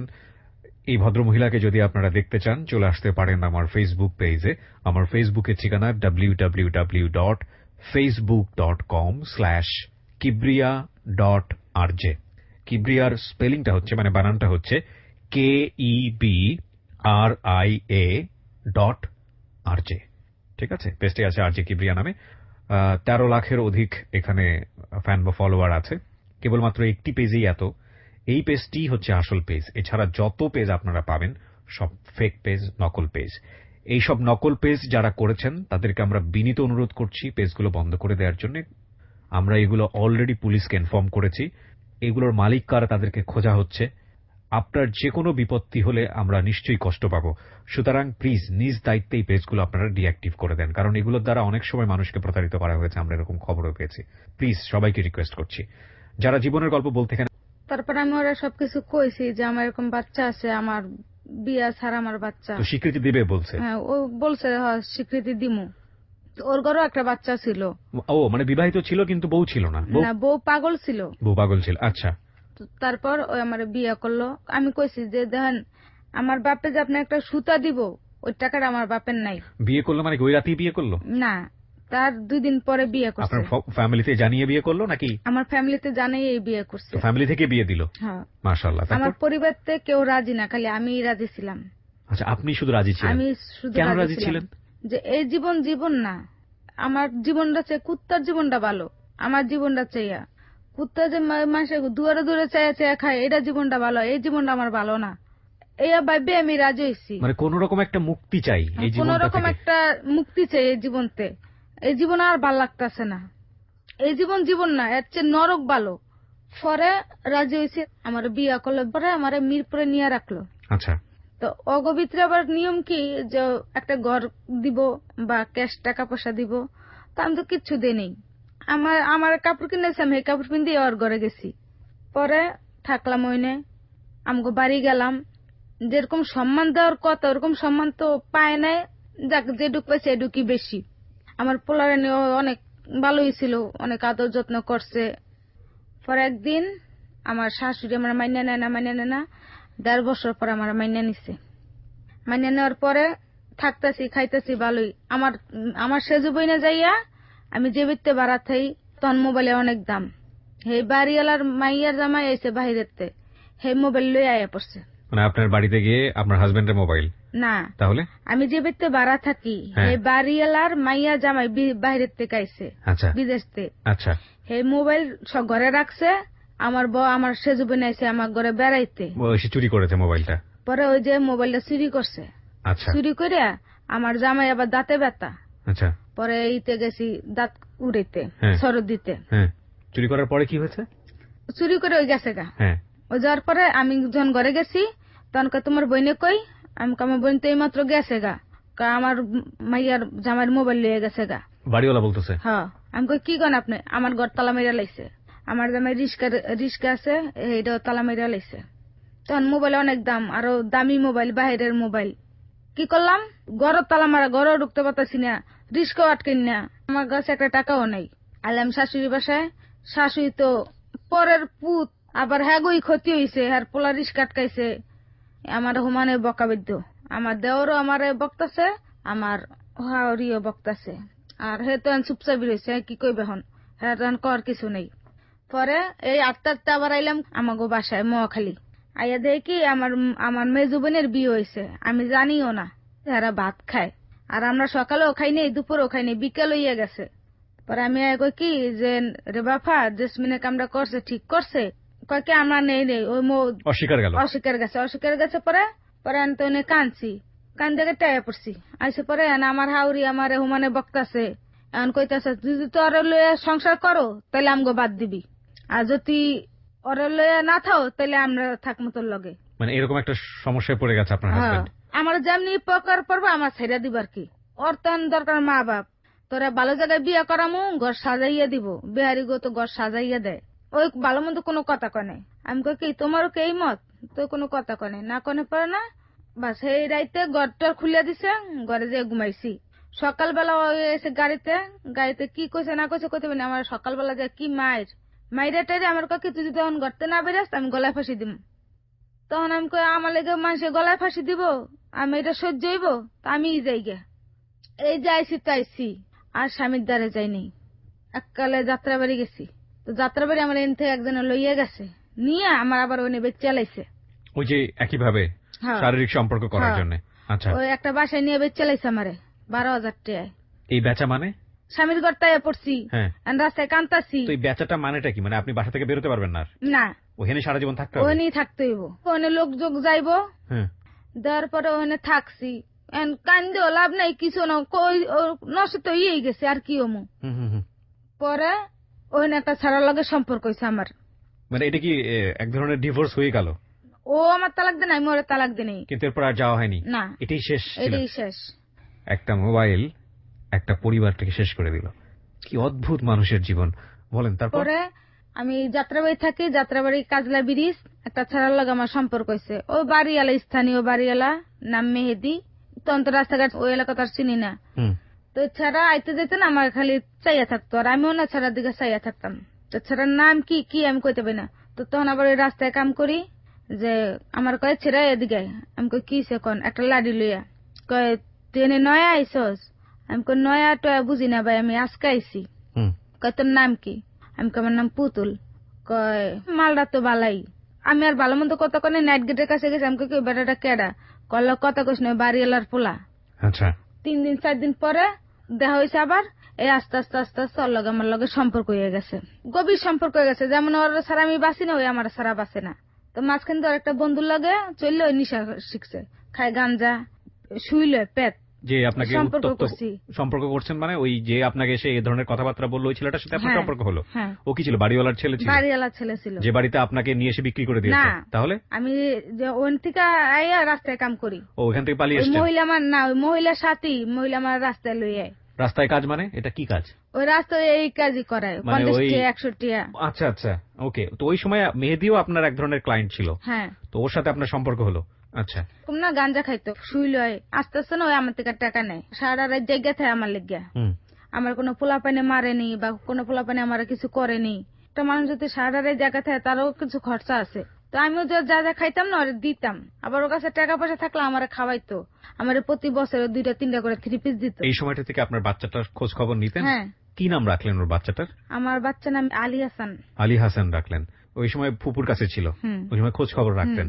আচ্ছা, টাকা পয়সা পাঠাতেন? হ্যাঁ, টাকা পয়সা পাঠাইতাম। আচ্ছা, এরকম করতে করতে না ওর লাগে আমার প্রায় 2-3 বছর ধরে সম্পর্ক। তো আস্তে আস্তে নিশা খাওয়া শিখলো আর আমার মারা শুরু করছে টাকা পয়সা না দিলে। কিন্তু ওর লগে যে আমার স্বামী স্ত্রী ওইটাও না, কিন্তু ওই যে একসঙ্গে থাকেন? একসঙ্গে থাকি, ওই রাস্তায় এলে দেখা হয়, এছাড়া না। আর ফোনে কথা হয়, তো আমার মানে মারে। পয়লা বৈশাখে আমি আইলাম, মাস্টার্স কিনে টিনে আমি রেঞ্জা বেড়ে থুয়েছি। পয়লা বৈশাখে রাইতে আমি কামে আইছি, ওই আমার হুমানে মারামারি শুরু করে দিছে টাকার লেগে। বেল দিয়ে পিটাইছে আমারে। বেলের বাড়ি সহ্য না করতে পারে জোরে জোরে চিৎকার মারছি। পাশে করে আমগোনে একটা দালাল আছে, ওই ছেড়েগু দিয়ে ব্যবসা করে, তো হে আইসে দৌড়াইয়া আইসে পরে না দেখে আমার মারতেই আছে। পরে পুলিশ খবর দিছে, এই পুলিশ আমারও ধরছে, ওই দালালেরও ধরছে, ওই মেহেদিরও ধরছে। তো মেহেদিরা প্রভাবশালী, ওর বাপ আবার পুলিশ, পরে ওরা ছেড়ে দিছে। ছেড়ে দেওয়ার পরে আমার আর এই মহিলারে ভিতরে ঢুকায় রাখছে। তো ওই মহিলা আবার উকিল ধরে পড়ছে, তো আমার তার উকিল মুকিল নেই। আমি আবার 10 দিন জেল খাটটা পরে আমি আইছি। জেলও খাটলেন? আইসি পরে ওই যে পয়লা বৈশাখে ওর লাগে আমার কাটসিট হয়েছে, আর ওর লাগে আমি কোনো সময় যাই না কিছু না। তো ওই যখন মেয়ে দিয়ে আমার বাসা যেও মারতো, মানুষে কইতো বিয়া না শাদি না, এই সারাতে মার খাস, তো লজ্জা করে না।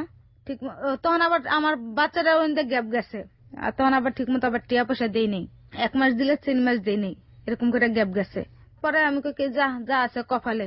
আমি যখন স্বামীর বাতি খাইতে পাই নেই, আর ওই মানে বকা দিয়ে কইছি। পরে পাশের ঘরে একটা বদি ছিল, মানে দাদা, তার বউরে আমরা দিদি রাখতাম।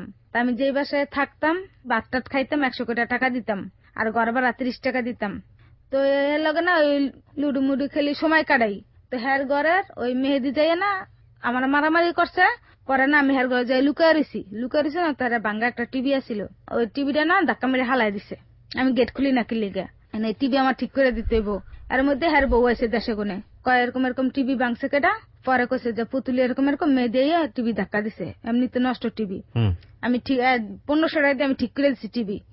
হ্যাঁ, পরে দুনিয়ার বকা বাদ্য। পরে আমি কই কি শুনেন, আপনি যে আমার বারবার হতিন কন, হতিনের জ্বালা কি জানেন? আপনি যে হতিন কইতেছেন না, একদিন আপনি টের পাইবেন। এই কথা আমি হেরে কইয়া আইয়া পড়ছে। আবার হের ভাই আমারে ওই রিস্কার আছে না, হে দিয়ে আমার একটা বাড়ি মারছে। পরে আমার কিছু কই নেই।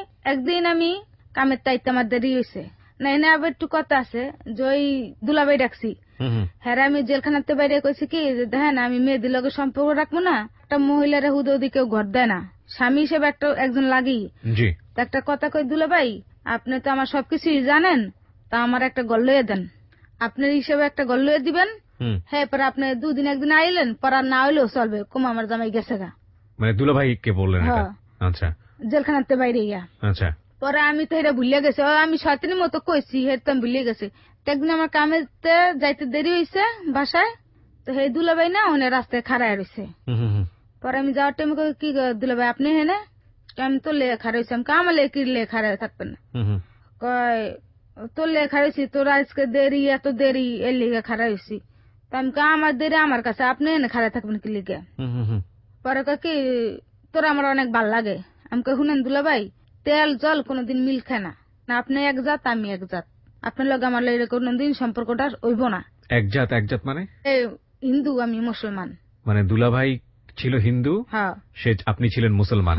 খুব ভালো করে নোট করবেন প্রিয় শ্রোতা। এখানে এই দুলাভাইটা আসলে কি ধরনের দুলাভাই?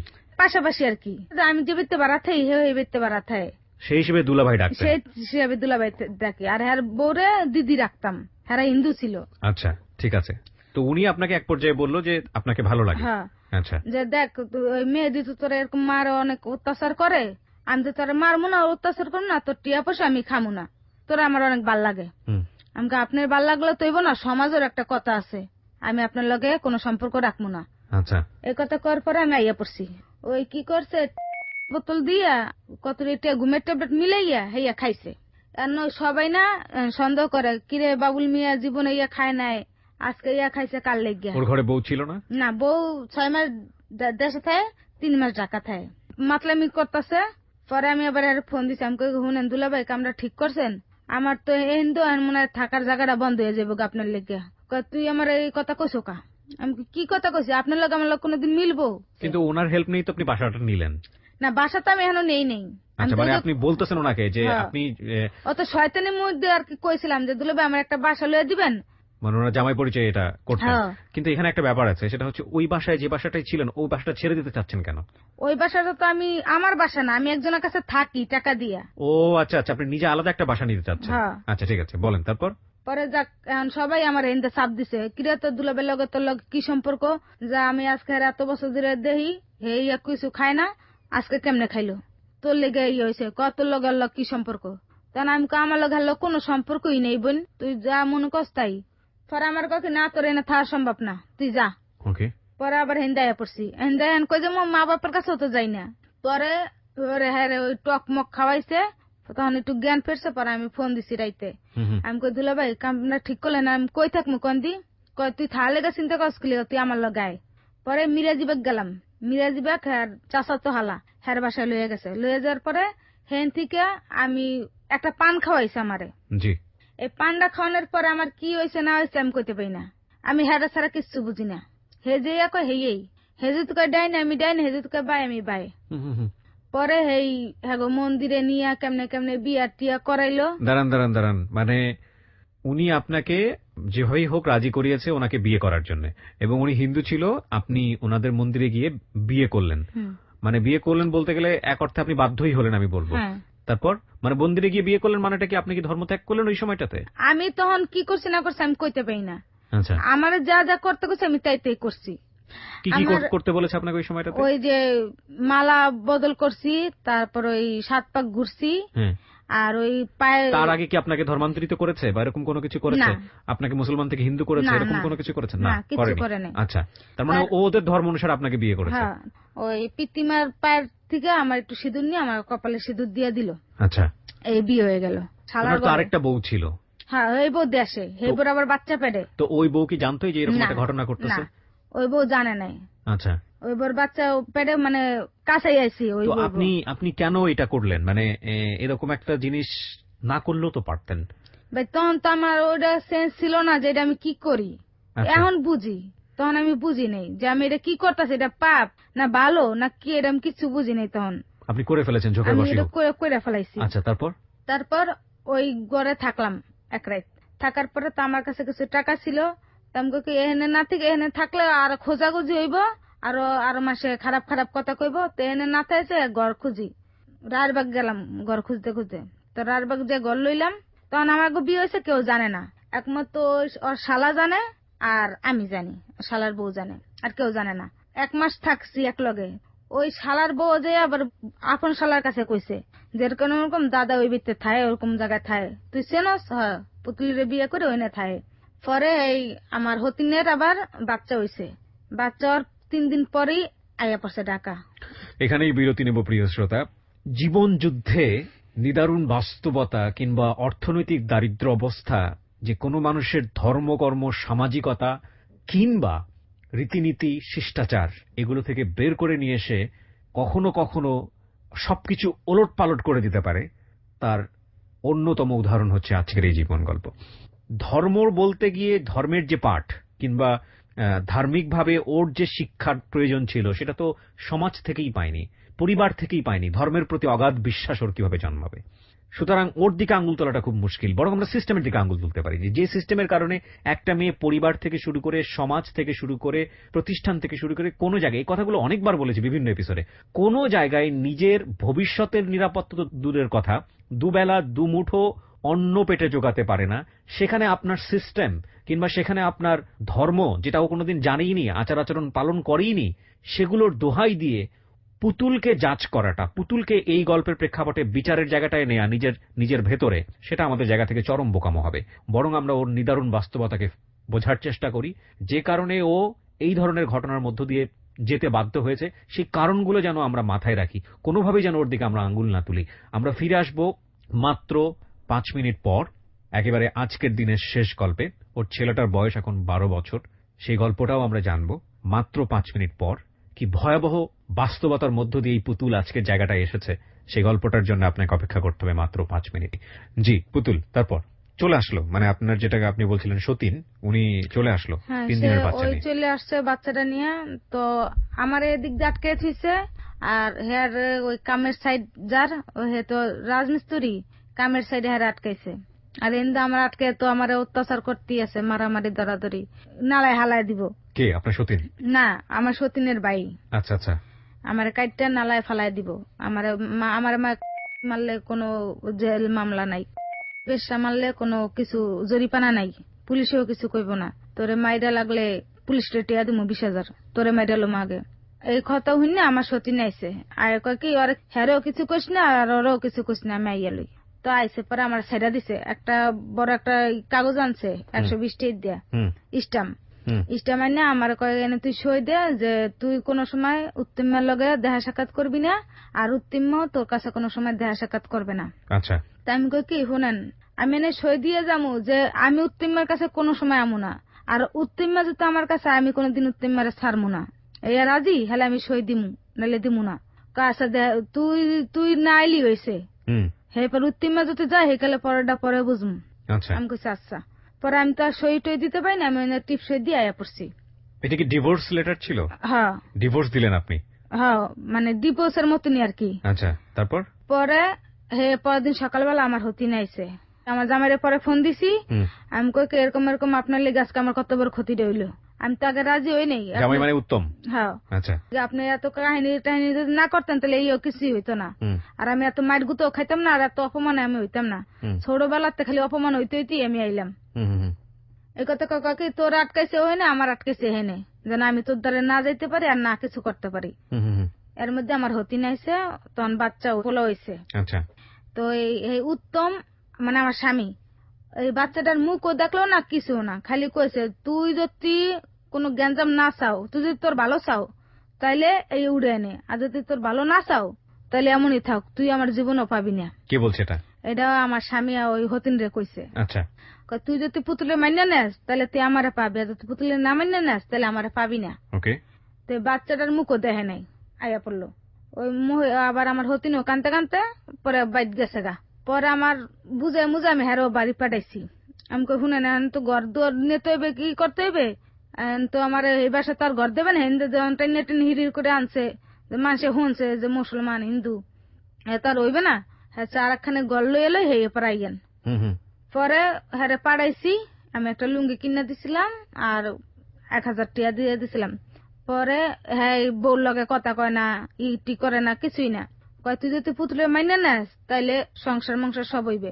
পরে একবার আমার হতিনে ফোন ধরছে, কয় আমরা দুজনে ভাই বোনের মতো থাকবো, কেউ জানবে না। তো জানবে না, বেশ ভালো কথা, ঠিক আছে আহেন। পরে গল লইছি, গল পরে না 2 দিন পর পরে আমারে মারে, আমারে বকবো, পোলা পানের উপর দিয়ে আমারে বকে। আচ্ছা।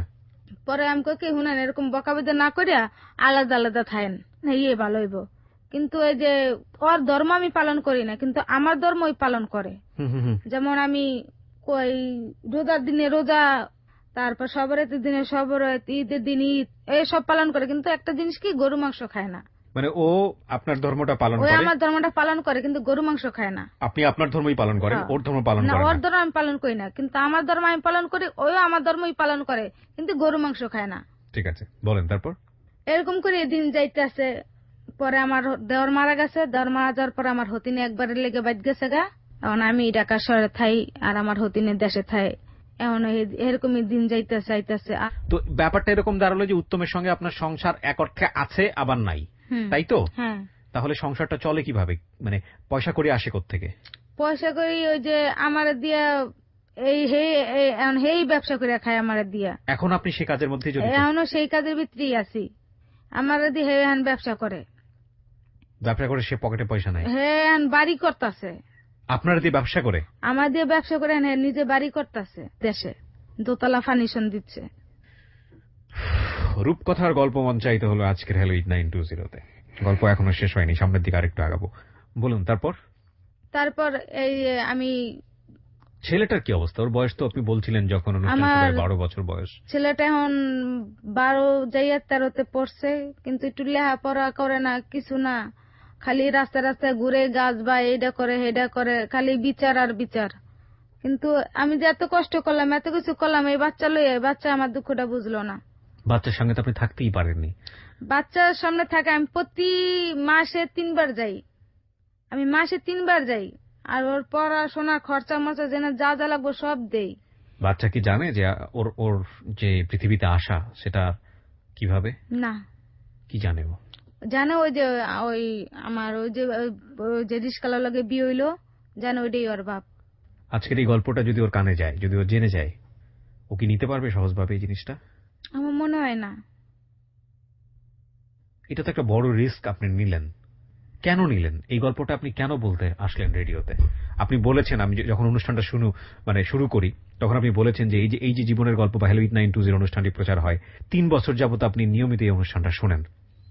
কবে থেকে মনে হয়েছে যে আপনার গল্পটাও এখানে এসে বলা উচিত? আমি আরো 1 বছর আগেও ফোন দিছিলাম, কিন্তু ফোন আমার রিসিভ হয় নাই। আচ্ছা। আমি একটা মেয়ের গল্প শুনছিলাম, যে নেশা করে, ই করে, স্বামী ছেড়ে গেছে গা, পরে ছেড়ে অনেক নেশা পানি করে। ওই থেকে আমি মনে মনে কইছি যে আমি ওই যে কই যে আর কিছু না হোক, মনে দুঃখটা তো হালকা হইব, একজনের কইয়া তো দুঃখটা বলতে একটু হইব, যে আমার এতদিনের কথা, এই 12-13 বছরের কথা বুকে জমা ছিল, হালকা তো হইব, এই কারণে আইছি। শুধু নিজের মনটাকে একটু হালকা করার জন্য আসছেন এখানে। ছেলে যদি একদিন জেনে যায় যে এই গল্পটা হচ্ছে আমার জন্মের গল্প, এবং সেই সময় ছেলে আপনাকে কি চোখে দেখবে আমি জানি না, পুরো সমাজ তো খারাপ চোখে দেখেছে। হ্যাঁ, আজকের এই গল্পটা শোনার পরেও অনেকে খারাপ চোখে দেখবে আপনাকে। হ্যাঁ। কারো কাছ থেকে আপনার কোনো প্রত্যাশা নাই, না। শুধু ছেলের কাছ থেকে একটা বাকি আছে। এমন হতে পারে সে আপনাকে খারাপ চোখে দেখবে। কি বলবেন তাকে সেই সময়টাতে? সে যদি এইসব শূন্য যদি আমার খারাপ ভাবে, তাহলে তো আমার পৃথিবী আছে তো না থাই ভালো ছিল। আর যদি ছেলে যদি মার দুঃখ কষ্ট বুঝে, তাহলে তো মনে করবো যে না, মা যা করছে আমার লেগেই তো করছে। আর যদি ছেলে উল্টা ভাবে, তাহলে তো আর পৃথিবীতে থাকছে না থাই ভালো। কিছু বলতে চান ছেলেকে? ধরেন ও গল্পটা শুনবে কোনো একদিন। আমি আমার ছেলের এইটাই কই যে বাবা, আমি লেখাপড়া করতে পাইনি, আমি মূর্খ, তুই মূর্খ হইস না, তুই লেখাপড়া কর, ভালো হ, সুখে শান্তিতে তুই বড় হ। আমি যেরকম কষ্ট করছি ওরকম কষ্ট যেন তোর না করতে হয়, আমি যে একটু কষ্ট আছিলাম তোদের না হয়। আমি আমার পোলার অনেক অনেক ভালো পাই। ভবিষ্যতের কোনো স্বপ্ন আছে? কোনো স্বপ্ন দেখেন যে আজ থেকে 5 বছর পরে কই থাকবেন, কি করবেন? আপনি যে কাজ করেন সে কাজটা একটা সময় আপনি আর করতে পারবেন না। শরীরের একটা নির্দিষ্ট সময় থাকে। একটা কথা খালি কমু, যে আমার মতো যেন কোনো মেয়ে এমন না হয়, পরিস্থিতির শিকার যেন কোনো মেয়ে না হয়, আর আমার মতো ভুল যেন কেউ না করে এরকম। কোথায় ভুল আপনার? আমি তো কোনো ভুল খুঁজে পাইনি। আমারই তো সব ভুল। আমি যদি ওই না যাইতাম, নাই করতাম, তাহলে হইতো না। ওটা তো ভুল ছিল না। কিশোরী মেয়ে আপনি, তখন 12 বছর মাত্র বয়স। আপনি কি করে বুঝবেন এটা ভুল কি ভুল না? এটা আপনি অভিমানের জায়গা থেকে বলতেছেন। ভুলের জায়গাটা আসলে আমাদের প্রিয় শ্রোতা, ওনাকে আর ফ্লোনটা না দেই। উনি প্রচন্ড কষ্ট পেয়েছেন আজকের 2 ঘন্টায় নিজের জীবনের গল্পটা বলতে গিয়ে। ভুলের জায়গাটা আমাদের সমাজের। এরকম কিশোরী যারা এরকম ঘটনার শিকার হন, তাদের জন্য সমাজ কি ব্যবস্থা করে রেখেছে? আমরা এত বিবেকবান মানুষ এই সমাজে, এত বিবেকবান। আমরা পুরো দেশটাকে পাল্টে ফেলতে চাই, সবকিছু পাল্টে ফেলতে চাই, নতুন দিনের স্বপ্ন দেখি, দেশ এগিয়ে যাচ্ছে, সমাজ এগিয়ে যাচ্ছে। তারপরও আমাদের সমাজে এরকম ঘটনা ঘটলে একটা মানুষের জীবন কেন এত দুর্বিষহ হয়? আমরা একজন মানুষ যদি ওর জন্য একটা ভালো স্টেপ নিতে পারতাম, একজন মানুষ যদি কিছুটা হলেও ওর দিকে সৎ পথে সাহায্যের হাত বাড়িয়ে দিতে পারতাম, তাহলে আজকের জীবনটা এরকম হতো না, নিঃসন্দেহে এরকম হতো না। খুব বাজে একটা কথা বলে আজকের এই হ্যালো 8920 শেষ করব। আল্লাহ না করুক ওর ঘরে কোনো মেয়ে সন্তান জন্মায়নি। একটা ছেলে জন্মিয়েছে বলেই হয়তোবা এই সমাজের চোখে বৃদ্ধাঙ্গুলি দেখিয়ে সামনের দিনে সে টিকে থাকতে পারবে। কিন্তু যদি মেয়ে হতো, তাহলে হয়তোবা ওর থেকেও ভয়াবহ দুর্বিষহ ভবিষ্যৎ তার জন্য অপেক্ষা করত। কারণ আমাদের সমাজটা এরকমই। শেষ করছি আজকের হ্যালো 8920। মক্ষম প্রস্তাব। সনের সাদি দিমু আমরা। সনের সাদ দিতে কয় আটি সন লাগবো? কি পণ্ডিত, চুপ করে রইলা কেন, কও না। কমপক্ষে 30টা লাগবো, মুখে মুখে হিসেব করে দিল শোনো পণ্ডিত। তকু বলল, ঘাবড়াইবার কি আছে, আমি 3টা দিমু তোমাগরে। আমি 2টা দিমু পণ্ডিত, আমাগরও লিস্টে করো। এগিয়ে এসে বলল কদম আলী। তোরাব বলল, আমার কাছে সন নাই, সন দিবার পারবো না আমি বাঁশ দিমু গোটা 7 কুড়ি। বাঁশও তো 7-8 কুড়ির কম লাগবো না। হ ঠিক ঠিক, সবাই সাই দিল ওর কথায়। 2 দিনের মধ্যে জোগাড় যন্ত্র সব শেষ। বাঁশ এলো, সন এলো, তার সঙ্গে বেতো এলো। বাঁশ আর সন বাঁধবার জন্য আয়োজন দেখে আনন্দে বুকটা নেচে উঠল শানু পণ্ডিতের।